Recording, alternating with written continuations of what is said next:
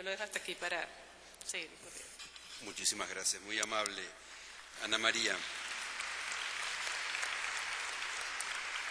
Gerardo, tú eres profesor en una connotada universidad de los Estados Unidos, analizando los procesos políticos de América Latina.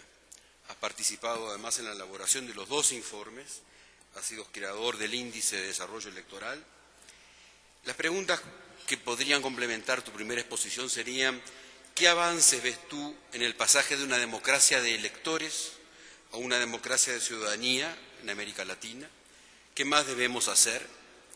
El índice de democracia electoral no requiere un ayornamiento para poder recoger de mejor manera procesos que se están dando en países como Nicaragua y Venezuela, donde han habido reestructuraciones significativas en los circuitos electorales o en los procesos o en los contextos legales, constitucionales, para facilitar procesos de reelección.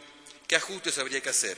Y por último, ¿cómo coluden con lo planteado en el paradigma de la democracia de ciudadanía ciertas dimensiones de estos procesos electorales que podrían estar desafiando dimensiones de legitimidad tal cual está definida en el informe? Muchas gracias, Juan Pablo. Antes que nada, buen día a todos y muchas gracias a los organizadores por invitarme a participar en este panel.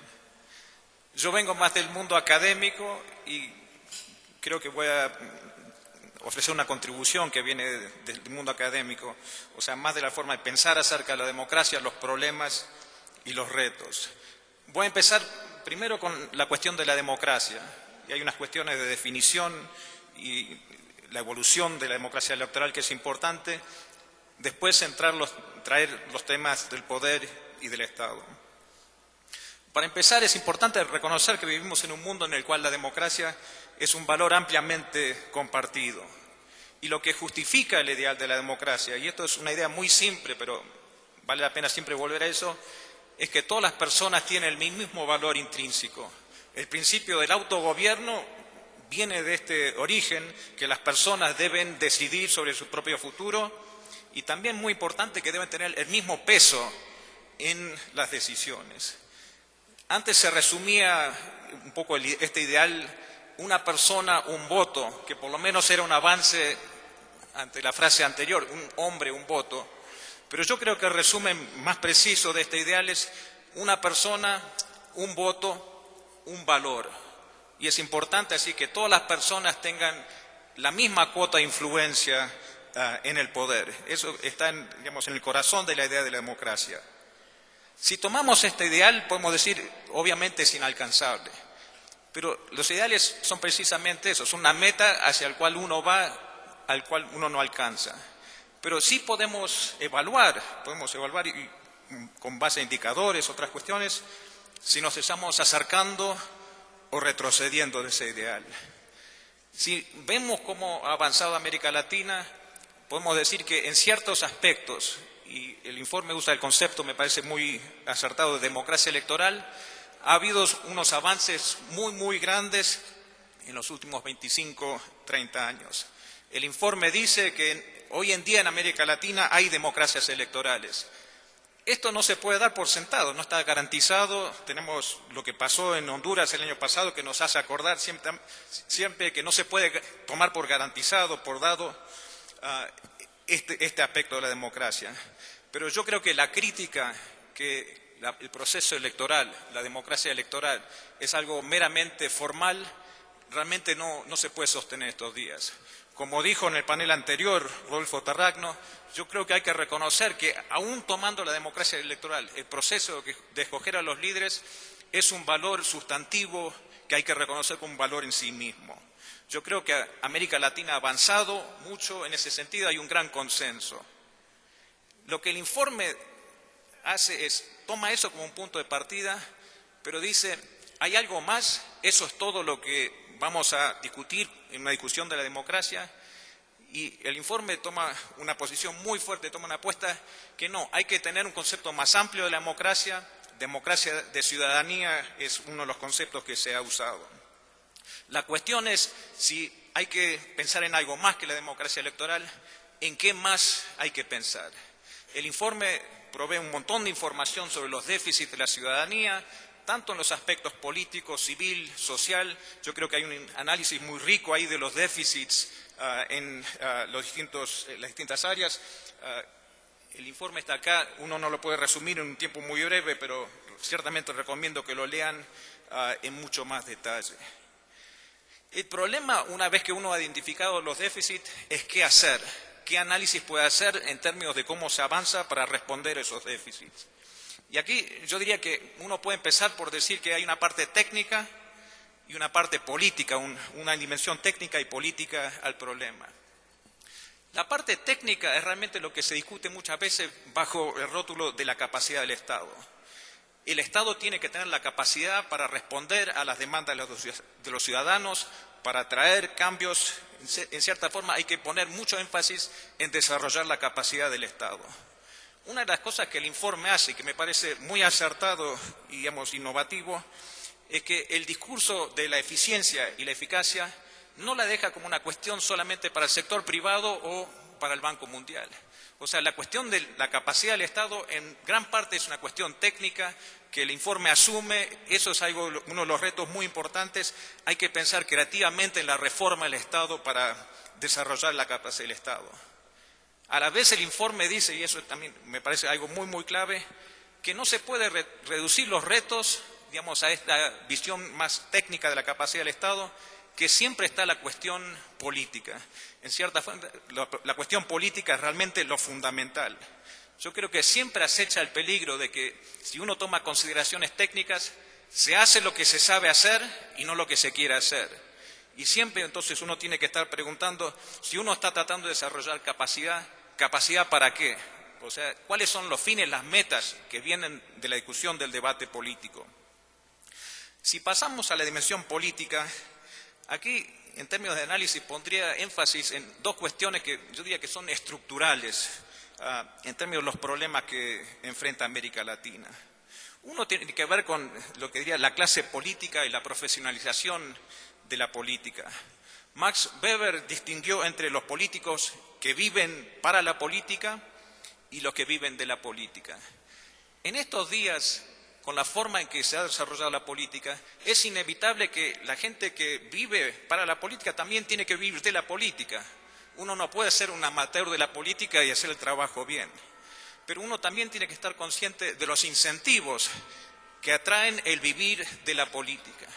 Y muchas veces entonces uno ve los políticos que quieren cambiar el sistema, se convierten en parte del sistema. Yo creo que este es un problema estructural que nos lleva directamente a la cuestión de la participación ciudadana. La única forma de, digamos, tener un balance contra esa tendencia es que los ciudadanos participen en una serie de mecanismos. El informe habla de varios mecanismos para, en cierta forma, tener a los políticos o generar un incentivo para que los políticos estén escuchando a los ciudadanos, digamos, no solamente en términos de encuestas, pero sino también en sus formas más organizadas de expresión. Un segundo problema, y yo creo que esto es vital y tal vez el más complejo, es lo que Norberto Bobbio, un filósofo italiano, escribió en un libro, El futuro de la democracia, el poder invisible. Hay una cuestión del poder invisible. Y Bobbio dijo que el poder invisible es algo característico de los regímenes autoritarios. Eso es la forma de hacer política en los regímenes autoritarios. Y dijo, y acá cito, la democracia se puede definir de muchas maneras, hay muchos debates sobre eso, pero no hay definición que pueda excluir de sus connotados la visibilidad o transparencia del poder. O sea, una de las cosas de la democracia es que debería tener un manejo del poder de forma transparente. Eso fue, de acuerdo a Bobbio, o ese es, de acuerdo a Bobbio, una de las promesas incumplidas de la democracia. Ese es un tema que aparece en el informe, lo que Bobbio llama el principio de la publicidad del poder. Si nos metemos al análisis de la cuestión del poder invisible, aquí hay dos caras que realmente hay que analizar a la vez porque interactúan de forma muy, muy cercana. Una es la cuestión de la concentración del poder político.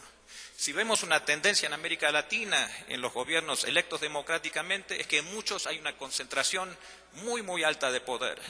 A veces es una delegación del poder del Congreso, de los parlamentos al Ejecutivo, a veces es una directa usurpación, podríamos decir, del Ejecutivo de ciertos poderes. También dentro del ámbito ejecutivo vemos una delegación más y más en que la toma de decisión está hecho por técnicos, tecnócratas, expertos.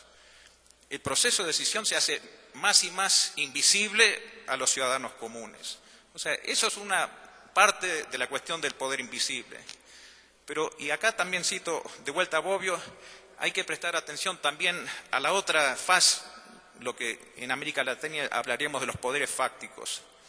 Bobbio dice, donde existe el poder secreto, existe casi como su producto natural el antipoder igualmente secreto.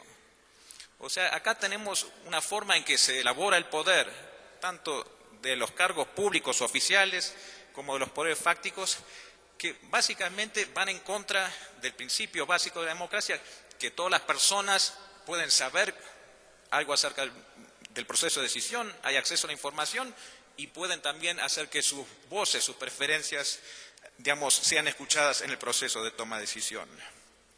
Para concluir, ¿cuál es el reto que enfrenta América Latina? Aquí diría una cosa fundamental, yo creo que hay una forma de pensar que hay que realmente tenerla bien en clara. El reto es crear, y pongo énfasis en crear, poder democrático. Muchas veces se habla del acceso al poder, se habla de los instrumentos del poder. Yo creo que uno tiene que tener una visión más activa, dinámica, que el poder no se accede, el poder se tiene que crear, y si va a ser un poder democrático, se tiene que crear ese poder democrático para traer transformaciones en la sociedad. El que trata de crear poder siempre está luchando contra fuerzas contrapuestas que luchan, por un lado, si hay democracia, que esa democracia no tenga poder, y si hay poder, que ese poder no sea democrático. Yo creo que ese es el nudo de la cuestión en términos del poder democrático, donde la democracia, el Estado y el poder se juntan. El reto entonces es generar ese poder democrático, y hay veces que uno ve iniciativas de hacerlo sin violar los procesos, los reglamentos democráticos. Eso es una cuestión fundamental, digamos, hay un dilema ahí muy importante. Y yo volvería a la cuestión, digamos, de lo técnico. También hay que siempre estar pensando en cómo unir lo político, qué es lo que se quiere hacer, las metas, con lo más técnico de cómo se puede hacer eso. O sea, yo diría que ese es el reto, digamos, en términos que enfrenta América Latina, muy a nivel conceptual. Finalmente, ¿cómo vamos a saber si estamos progresando hacia la democracia en términos de un poco avanzar con los déficits? Yo acá diría que hay dos indicadores claves y realmente simplificando mucho. Uno, yo pondría mucho énfasis en el rol del Congreso. El Congreso realmente es el agora de la democracia representativa. Nosotros vamos a saber que estamos avanzando en la medida que el Congreso sea realmente el centro de debate y toma de decisión en nuestras democracias. Yo también pondría, si escojo otro segundo indicador, digamos, ¿qué realmente es lo que tenemos que ver si estamos avanzando hacia esa democracia más plena? Y acá yo pondría énfasis, y esto se liga al panel anterior, a la cuestión de la distribución de la riqueza. Hay muchas cosas que Juan Jacobo Rousseau dijo acerca de la democracia que es cuestionable, la teoría de la democracia de Rousseau es muy debatida, pero yo creo que hay un criterio que enuncia Rousseau en forma muy clara, que me parece muy importante tomarla en cuenta, y este es criterio que es que ningún ciudadano sea tan opulento que pueda comprar a otro y ninguno tan pobre que se vea precisado a venderse. Yo creo que en la medida que veamos parlamentos más fuertes, sociedades más igualitarias, sabremos que estamos avanzando más allá de la democracia electoral. Muchas gracias. Gerardo.